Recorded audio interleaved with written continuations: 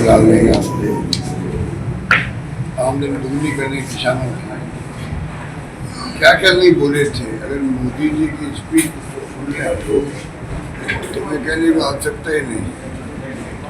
Black money लेके आएंगे फिर बैंकों से, कितनी बड़ी बड़ी बातें की थी और सत्य बोल के कि 2G स्पेक्ट्रम घोटाला हो गया, कोलगेट का 1,40,000 करोड़ का घोटाला हो चुका है।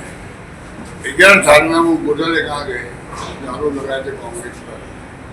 तो इस प्रकार से इन्होंने जो कुछ भी लोग गुमराह करके बाद में हिंदू मुसलमान करके आप चुनाव जीत जाते हैं। तो देश को अगर एक रखना है, अखंड रखना है, तो आपको सभी जाति सभी धर्म के लोगों के साथ एक चलना ही पड़ेगा। अलग अलग भाषाएं बोलते हैं, दक्षिण में तेलुगु, तमिल, मलयालम, कितनी भाषा हैं, बंगाली अलग है, गुजराती अलग है, मराठी अलग है। अब ऐसे मुल्क को अगर एक अखंड रखना है तो तमाम भाषा बोलने वालों को, तमाम जातियों को, तमाम धर्मों को साथ लेकर चलना पड़ेगा। ये कांग्रेस की नीति रही है महात्मा गांधी के जमाने से। अब नई पीढ़ी को गुमराह कर रहे हैं, वो हमारे सबके लिए चिंता का विषय होना चाहिए। सच्चाई क्या है? आजकल सोशल मीडिया है, आजकल आर्टिफिशियल इंटेलिजेंस अलग आ गई है। मैं चाहूँगा कि AI का उपयोग सब लोग करें। AI नई क्रांति हो रही है दुनिया के अंदर, जिसमें आपको तमाम इन्फॉर्मेशन 50 साल पहले भी मिल जाएगा। मैं खुद इसको यूज करता हूँ। कोई चीज़ मालूम करनी हो तो आप मालूम का जब मामला है तो इतनी बातें कांग्रेस करने के लिए बहुत अच्छी है। आज़ादी जंग हमने लड़ी थी, कांग्रेस के लोगों ने लड़ी थी। RS और BJP ने अपनी उंगली भी नहीं कर रहे थे। पूछो इनको, आप भी नहीं थे, आप इनके नेता से पूछो उस वक्त में इन्होंने क्यों नहीं आज़ादी जंग में भाग लिया। आज़ादी के बाद में इंदिरा गांधी की हत्या हो गई, खालिस्तान ने बनने दिया, राजीव गांधी की हत्या हो गई, परिवार गांधी परिवार दो हत्याएं हो गई, किसी कहते प्रधानमंत्री पद पर रहते हत्या हो गई। एक तरफ तो ये है इतिहास कांग्रेस शानदार कुर्बानी का त्याग का बलिदान। आधुनिक भारत दिख रहा है साइंस में, टेक्नोलॉजी में, आधारभूत संरचना में, बड़े बड़े बांध कलकारी में किसने बना है? पंडित नेहरू के जमाने में। कई बातें कहने को है हमारे पास, इनके पास कहने को कुछ नहीं। इनके पास हिंदुओं को भड़काने वाला कुछ भी नहीं है। आज बेरोजगारी है, उसकी चिंता इनको नहीं है। महंगाई बहुत भयंकर बढ़ रही है, उनकी चिंता इनको नहीं है। तो और क्या करेंगे? इमरजेंसी की बात करेंगे। इमरजेंसी में जो कुछ होना था, विशेष परिस्थिति में इमरजेंसी लगा कि इंदिरा गांधी जी ने मान लो और परिणाम हमारे खिलाफ आ गए। इंदिरा जी खुद भी चुनाव हार गई और कांग्रेस चुनाव हार गई। उसके बाद में इंदिरा जी ने और सब नेताओं ने कहा भाई ये हमारा कदम ठीक नहीं था। एक बार बात हमने स्वीकार कर ली, इमरजेंसी लगाई अच्छे उद्देश्य से थे, पर उसके अंदर कई ऐसी बातें हो गई जो जनता हमारे खिलाफ हो गई, हम चुनाव हार गए। उसका उन्होंने एहसास कर लिया सब नेताओं ने। अब उसके बाद में कहना कुछ भी नहीं है। आप उनको फ्रीडम फाइटर घोषित कर रहे हो, क्योंकि असली फ्रीडम फाइटर आप में तो कोई है नहीं। तब आप इनको जो जेल में गए थे उस वक्त में, उनको आप पेंशन दे रहे हो, उनका आप सम्मान कर रहे हो, उनका दिवस मना रहे हो। ये तमाम बात वही कर सकते हैं, उनके पास कहने कुछ नहीं। हम सुनते हैं अगर वेस्ट बंगाल का कोई नागरिक हमारे हिंदुस्तान का नागरिक है, उनके लिए भी कहेंगे ये बांग्लादेशी है कि वो मुसलमान है। अगर ये आप ये टारगेट करोगे हमारे अपने देश के मुसलमानों को भी, जो बंगाल में रहता है या कहीं रहता है, ये बांग्लादेशी आ गया और लोग बढ़ जाते हैं हिंदू मुसलमान के नाम। ऐसा डिवाइड कर दिया देश के अंदर कि धर्म के नाम पर आपस में लड़ना कोई उचित नहीं है। हिंसा का कभी सपोर्ट कांग्रेस ने किया नहीं। ये हिंसा भले हो जाए लेकिन चिंता नहीं है, ये दुर्भाग्य है। इसलिए मैं कहना चाहूँगा कि कांग्रेस पर बहुत पीछे। अब इनको ये फंक्शन कर रहे हैं, मनाने दो। अब जनता समझ चुकी है जनता समझ में 75 की बात 25 साल तो वो हो गए, करीब करीब मेरे ख्याल से 50 साल हो गए। 50 साल पहले के जो एक एक्शन हुआ था उसका नतीजा कांग्रेस भुगत में लिया और वहां पर इंदिरा गांधी हवा चली देश के अंदर, ऐसी हवा चली। हम सब MP बने, मैं खुद MP बना हूँ। इंदिरा जी के चुनाव आने के बाद में जो आंधी चली इंदिरा गांधी की, उससे मैं MP बना हूँ यहाँ से और मुझे बना 45 साल हो गए हैं। तो मेरे जैसे कैसे हिंदुस्तान में लोग होंगे जो आज 45 साल के अंदर आंधी में जीत के आए थे और फिर हम लोगों ने मेंटेन किया, हमें आशीर्वाद मिला जो फिर जनता का बार बार 5 बार मुझे MP बनाया। तो कहने का मतलब ये कि ये ऐसे लोग हैं जो इनकी अभी मीडिया के कंट्रोल में, मीडिया को डरा धमका रखा है, इसलिए वो बोल नहीं पा रहा देश का मीडिया। सोशल मीडिया जम के धज्जियां उड़ा रहे लोगों की। जो सोशल मीडिया देखते होंगे, चाहे वो ट्विटर X कहलाता आजकल, चाहे फेसबुक हो, चाहे इंस्टाग्राम हो, चाहे कोई भी हो, जो प्लेटफॉर्म है सोशल मीडिया में, वहाँ डिस्कशन आते रहते हैं पूरे देश के साहित्यकारों के, पत्रकारों के, वैज्ञानिकों के, आर्मी के रिटायर्ड लोगों के, एक्सपर्ट के, इतने अच्छे डिस्कशन आते हैं। नई पीढ़ी को चाहिए उन डिस्कशन को सुने। नई पीढ़ी हो जाए, पुराने लोग भी हो, उससे आपको मालूम पड़े देश दुनिया में क्या हो रहा है। ईरान इजराइल का युद्ध हुआ, हमारी भूमिका क्या रही है। रशिया यूक्रेन का युद्ध चल रहा है, मोदी जी ने कहा मैं इनको रुकवा दूंगा। तो आज जो कुछ हो रहा है, हमारी विदेश नीति क्या रही है, लंबी बातें कहने को भी वक्त नहीं है। तो मैं यही कहना चाहूंगा कि जो स्थिति बनी देश में, इनके बाद कहना कुछ नहीं है।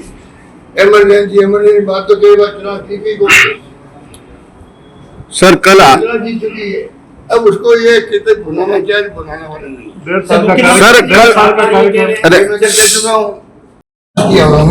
ये कहने का 5 साल कांग्रेस शासन से ज्यादा काम है, 1.5 साल में काम है। अब पूरा प्रदेश जानता है कि हमारी दुर्गति कैसी होगी, कोई सुनवाई करने वाला नहीं। और ये नहीं कि सुनवाई अगर नहीं हो रही है तो शिकायत किससे करें, वो भी नहीं इनको पता, ये भी नहीं पता है। कोई काम हो नहीं रहे हैं। जो हमारी स्कीमें थी शानदार, बीमा की, स्वास्थ्य की हो, पेंशन मिलती नहीं है। नरेगा का गरीब आदमी मजदूर है, उनको 4-5 महीने तनख्वाह नहीं मिलती है, उनको मजदूरी नहीं मिलती है।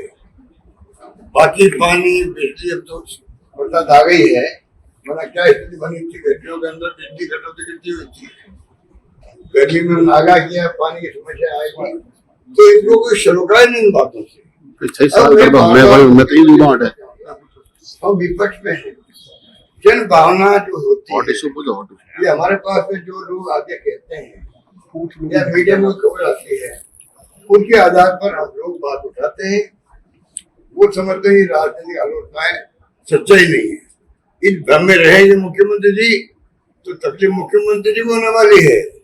अभी से इनके खिलाफ में इनकी पार्टी के लोग लग चुके हैं, दिल्ली में भी और राजस्थान के अंदर भी। भयंकर षड्यंत्र चल रहा है इनको हटाने का, ये समझ नहीं पा रहे हैं। हम बार बार इनको समझा रहे हैं कि भाई नया एक नौजवान को चांस मिला है, पहली बार MLA मुख्यमंत्री बन जाए, कितनी बड़ी बात है। इनको मेंटेन रखेगी, बार बार बदलने का क्या फायदा। तो ये हम तो इनके इंटरेस्ट में बता रहे हैं कि प्रदेश के अंदर जो हालात है बहुत गंभीर है, जनता त्राइमम कर रही है। अब इनके बारे में जनसुनवाई करने लग जाए तो मालूम पड़ेगा वास्तव में जनता क्या चाहती है। कार्यकर्ताओं को अपने घर में बैठा के अलग से बात करें कि भाई वास्तव में क्या स्थिति राजस्थान है, तो वो खुल के बताएगा। अब जो इनकी चारों में जो घेर बना लिया इन्होंने, वो इनकी तारीफों को खुल मान रहा होगा, अच्छी सरकार चल रही है, तो इनको समझ आ नहीं रही है। हम आलोचना करते हैं, वो हमारी आलोचना खाली फीडबैक के आधार पर है। अभी जो 1.5 हुआ है, हम क्या राजनीतिक आलोचना करेंगे, क्या आरोप लगाएंगे इनके ऊपर। आरोप लगाना चाहते नहीं हम तो खाली जनता के बीच आती समस्याएं, जनता के कहती साहब कुछ नहीं हो रहा है, आपकी स्कीम बंद हो गई है, वो हम लोग खाली इनके सामने रखते हैं। सर कल आपका प्रेस नोट आया जिस स्कूल का आप उद्घाटन करने जा रहे हैं, कल शाम का हमने मना कर दिया उनको। ये इम्प्रेशन था कि एमएलए फंड के बने होंगे वाहन, इसलिए हमारे ऑफिस ने जो है कह दिया भाई इसका जाके हम डॉक्यूमेंट कर देते हैं। कल जब मालूम पड़ा हमारे शिक्षा मंत्री जी ने, जो उनकी सोच है शिक्षा मंत्री जी की सरकार की, आप देख रहे हो। अब हमारे जो ये आपका मारवाड़ बना है international centre Marwar international centre, Jaipur में बनाया हमने राजस्थान इंटरनेशनल सेंटर, बहुत शानदार। वहाँ प्रधानमंत्री भी आ गए, सब आ गए। अब यह कांग्रेस का प्रोग्राम कर रहा है, ये बीजेपी को दे रहे हैं मारवाड़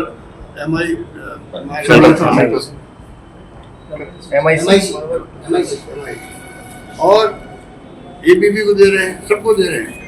और कांग्रेस कमेटी गई करने के बाद ऑर्डर करने लग गई, पैसा जमा करने के लिए कह दिया, उसके बाद खबर आती नहीं रहा, हम लोग कैंसिल कर दिया। अगर ये जो संविधान बचाओ की बात राहुल गांधी बार बार कर रहे हैं, क्यों कर रहे हैं? यही कर रहे हैं भाई, भवन बनाया सरकार ने, ये कोई किसी प्रॉपर्टी तो नहीं, ना मुख्यमंत्री की है ना किसी और की है। और आप कैसे मना कर सकते हो एक पार्टी को? या तो कह रहे भाई हम राजनीतिक पार्टी को नहीं देंगे, अलग बात। पर अगर मान लो उनको दे रहे हैं, हमारे वक्त में बना है और हमारे वक्त नहीं बना है, मान लो, तब भी कोई भी किराया लेना चाहे तो मना कैसे कर सकते हो? वो जो आप स्कूल की बात करें, वो बात यही हुई थी, हमने फिर प्रोग्राम कैंसिल कर दिया। हमें जबरदस्ती नहीं करना है, हमें ऐसा नहीं भी कि मैं यहाँ का एमएलए हूँ या मैं अधिकार रखता हूँ कि इनके लोग तो लड़ लेते जाकर, हम नहीं करते, मना करते हैं। उनके आधार पर हम लोग बात उठाते हैं, वो समझते हैं कि राजनीतिक आलोचनाएं सच्चाई नहीं है। इन भ्रम में रहेंगे मुख्यमंत्री जी तो तकलीफ मुख्यमंत्री जी को होने वाली है। अभी से इनके खिलाफ में इनकी पार्टी के लोग लग चुके हैं, दिल्ली में भी और राजस्थान के अंदर भी। भयंकर षड्यंत्र चल रहा है इनको हटाने का, ये समझ नहीं पा रहे हैं।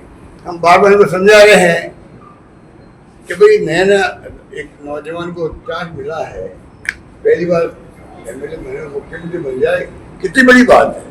इनको मेंटेन रखेंगे, बार बार बदलने का क्या फायदा? तो ये हम तो इनके इंटरेस्ट में बता रहे हैं कि प्रदेश के अंदर जो हालात है बहुत गंभीर है, जनता त्राहिमाम कर रही है। अब इनके बारे में जनसुनवाई करने लग जाए तो मालूम पड़ेगा वास्तव में जनता क्या चाहती है। कार्यकर्ताओं को अपने घर में बैठा के अलग से बात करें कि भाई वास्तव में क्या स्थिति राजस्थान है, तो वो खुल के बताएगा।